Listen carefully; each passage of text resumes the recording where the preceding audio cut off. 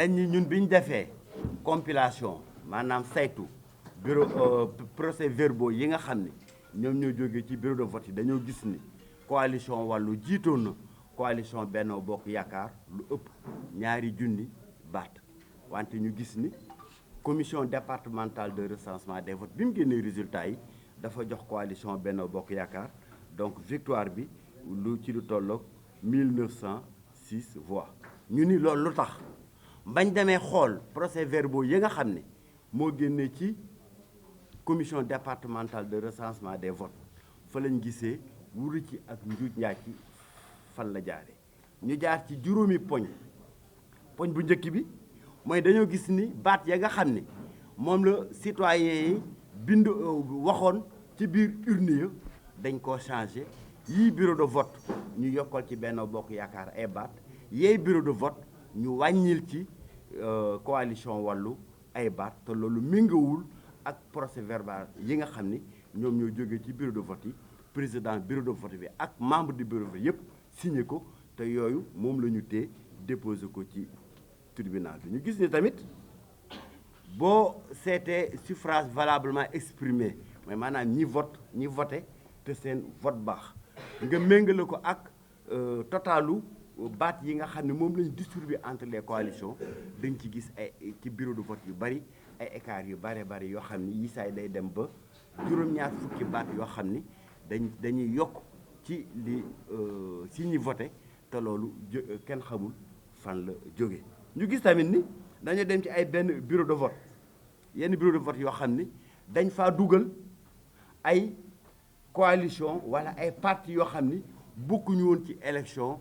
locale yi ku mel ni coalition Yewwi nga xam ne ministre de l'intérieur moo ko teree bokk ci élection yi dans le département de Pikine ku mel ni coalition Buntu bi nga xam ne bokkul woon ci scrutin ville de Pikine bi mu am ay bulletins yoo xam ne dañ ko faa dugal ba ñu am ay baat ba sax am ay bureau de vote yoo xam ni Buntu bi moo ko gagné devant la coalition Wallu ak devant la coalition Benno Bokk Yaakaar ñu gis tamit am yenn bureau de vote yoo xam ni dañuy jël ku mel ni defar sa gox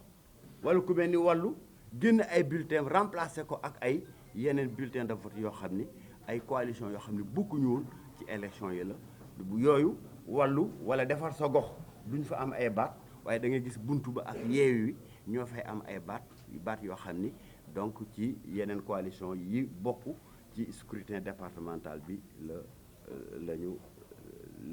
demoon et loolu nag bu ñu xaymaa njuuj njaajoo yëpp ci bureau de vote yi ñu gis ni dafa concentré wu si ñeenti communes yoo xam ni fa la ñu organiser njuuj njaaj ci ak wuri ci muy commune Pikine Nord moo ci jiitu commune Mbao topp ci commune Pikine Est ak commune Dalifort yooyu ñeenti communes ñoo nekkoon les 3 communes centrales donc pour organiser donc les irrégularités ci scrutin départemental bi. Enfin mu am aussi li ñu jaaxal mooy commission départementale bi président cour d'appel mooy nommé président ba war a saytu liggéey bi. ñu gis ne ba ñu liggéey ba ci 2e jour bi dañoo tas commission départementale bi def ko ñaar ka nga xam ne moom la président cour d'appel bi nommé woon ñu ni ko yow toppatool commune bi rek ñu jël benn assesseur am boo xam ni warta présider ñu ni ko yow yaay saytu li nga xam ne mooy vote yi jógee ci ville de Pikine te ñu jàpp ni loolu déjà normalul. Ensuite wuri yéeg njuuj njaaj yi ci boobu buntu la ko gars yi jaaree donc pour mën koo ñu gis ne ay cartes ya nga xam ne dañoo desoon ci commission départementale de recensement des votes lu garaaw laay wax ni cartes ya desoon ci commission de distribution des cartes d'électeurs nga xam ne sous-préfet daf ko waroon a denc ci biir bureau mu am ay ndaw yoo xam ni dañ leen a jox yooyu carte ñu voté ko te yooyu ndaw dañoo nungu ci constat d'huissier ñu ñëw témoigner ni ñoom dañ leen jox ay carte yu nekkoon ci commission ba ñu voté ko wante ñoom amuñu woon carte électeur ba mën a bokk ci biir élection yi te yooyu constat d'huissier dañ ko boole versé ko ci dossier bi nga xam ni dañ ko déposé tribunal. 1er février weer wi nga xam ni ci la ñu waroon defee seen verdict jàll na daanaka lu ëpp fanweeri dossier yi ñu defoon ay recours ci élection locale yi yëpp vidé nañ ko ba mu des bu ville de Pikine ak bu Pikine Nord